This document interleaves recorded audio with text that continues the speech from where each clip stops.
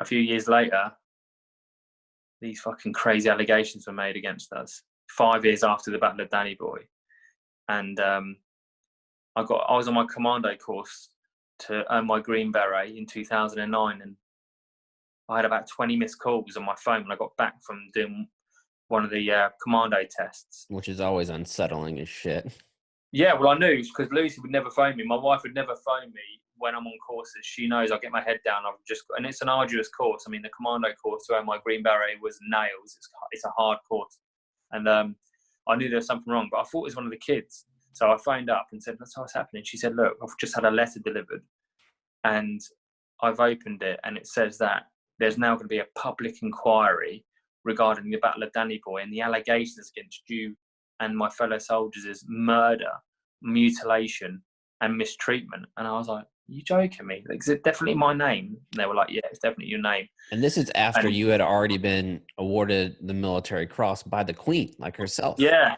No, and the thing is, and this goes to show, I don't really even talk about that anymore, even though it was kind of one of the highest awards for gallantry and valor.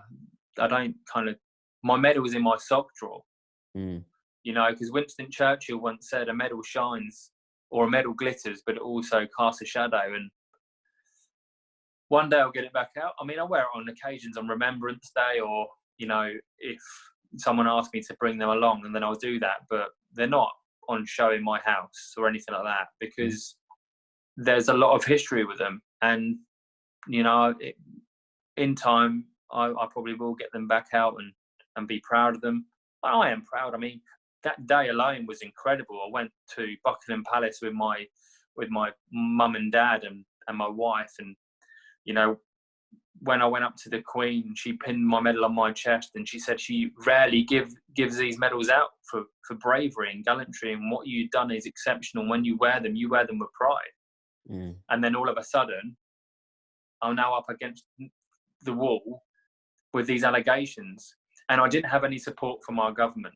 I never had any support from the MOD, the Ministry of Defence. I was on my own. I just thought, I have fought for my country.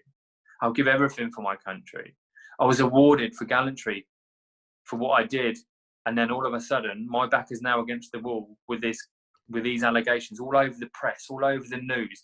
Reporters now wanting to speak to me and my brother. You know, they were just getting hounded, and I didn't have any support. No, I can't imagine the rage, like the righteous indignation, like that was flowing through your body whenever your wife is telling you what this letter said. You must have just been outside of your mind. I couldn't believe it.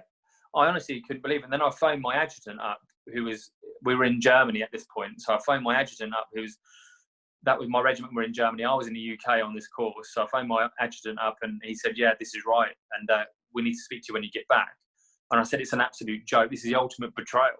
How can this even come out?" And I wasn't even prepared for it. You know, so you had no inclination at all that this was coming? Nothing? No, not until it come out, and it all went out in public. And then that was it. That was the start of a crazy roller coaster. I was writing statements after statements after statements after statements. I was going into London, speaking to solicitors. I was all over the place, if I'm honest. It was, you know, in the news and the press. I was getting phone calls from friends and family asking what they've read in the newspapers. Is it true? Was I a murderer? Was I mutilating people? Was I mistreating? And I was like, what? So I was justifying myself time and time again.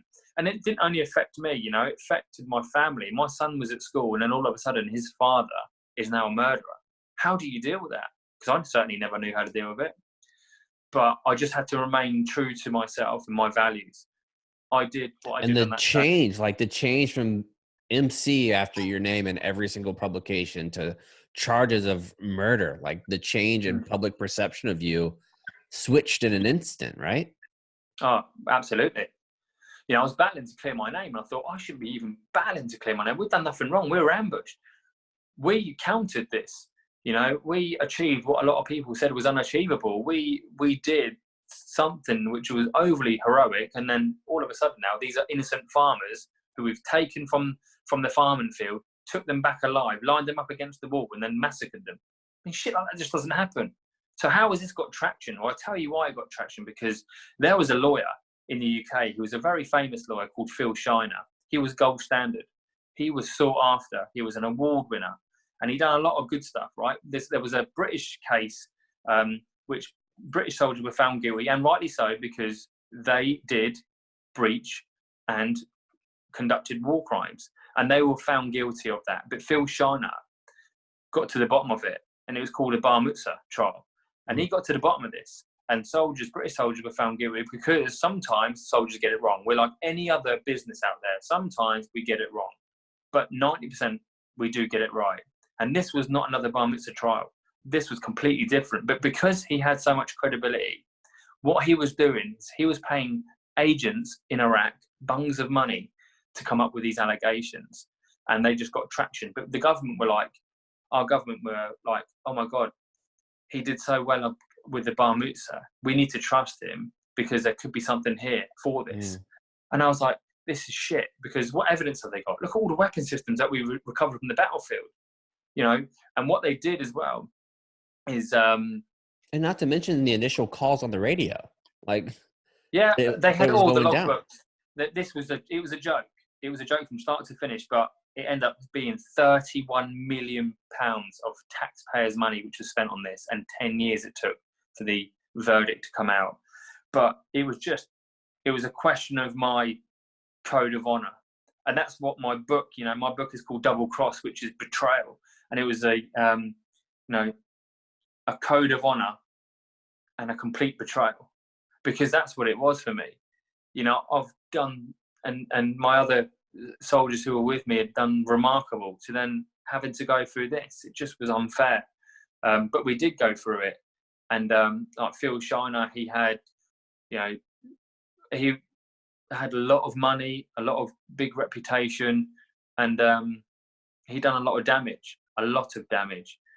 Anyway, another lawyer company in the UK, a huge lawyer firm, were also involved. They shredded a document, right? They shredded a document that stated they were all militia fighters and the regiment that they were linked to. But they shredded that. And they said in the court that it was human error. And I was like, it was human error, because if that had been then brought forward, all of this would have been stopped, and you wouldn't have been getting your money like you have been. It's all corrupt, man. It was all horrible people which were just bloodthirsty, shyster lawyers who were just on the hunt for money. But what they were doing, they were ruining people's lives. They were shattering people's careers. They fueled PTSD. They broke up marriages. They done so much damage. And it's so unbelievable. I was telling my co-host, like when I was telling him about interviewing you, I was like, this story, like the things that I've read, it doesn't even seem, if you wrote a Hollywood script about it, I don't think it would go through, because people would say this is too unrealistic. Like what you went through, what you did, what you're recognized for. Because I imagine the Military Cross is a lot like a lot of our higher level valor awards. The investigations in order to get those are pretty intensive as well. They don't just the Queen doesn't just hand out awards because Brian said that he did a good job. Exactly. I never even knew they did awards when I was 23 years old. I did it from my brothers on the left and right of me. I didn't even know about awards. That's how naive I was. And then all of a sudden, I was read out for the military cross, and I was like, wow, that's just incredible. But yeah, I mean, it was a secondary battle that I never knew how to deal with and never knew how to fight, because I wasn't educated. I wasn't prepared for it. And it was hard on me and my family. So once the solicitor says that all these charges are false, and I heard the statement, he was very clear in saying the root of this is all lies. We spent all this money. What's your emotion whenever you hear that verdict? Is it relief? Is it anger? Is it a little bit of everything all wrapped into one? Yeah, I think it's everything all wrapped into one. As crazy as this sounds, I would actually like to go for a beer with Phil Shiner and ask him what his motive was, because I think it's greed, and it probably would have been. But where did it all start going wrong for him? Because he was very good. He wasn't all bad. Trust me, he was very, very good at one point. Where did his moral compass start to become a backbearing? That's what I would like to ask him, because I would just like to know that. But he hasn't given us an apology. He hasn't gone down for any sort of libel or anything, treason or anything like that. He hasn't gone down for any libel. I mean, he's a clever man. He's put his, he declared himself bankrupt, and like you said, the judge who basically read the verdict and the summary out was, it was reckless speculation, deliberate lies, and and just pure hostility, and it was just unfair. Did it affect your patriotism, all the charges, and like how long it took for you to get through everything? No. There's too much history in my family to be bitter with the country. Look, listen, I'm a big believer in lessons learned. I then put pen to paper, and the book done incredibly well. It exceeded my expectations. It went mad in the UK. It went into the Sunday Times bestseller #3. Michelle Obama was #1, but I couldn't shift her off the #1 spot. But I can roll with that. But it really did cause a lot of waves, and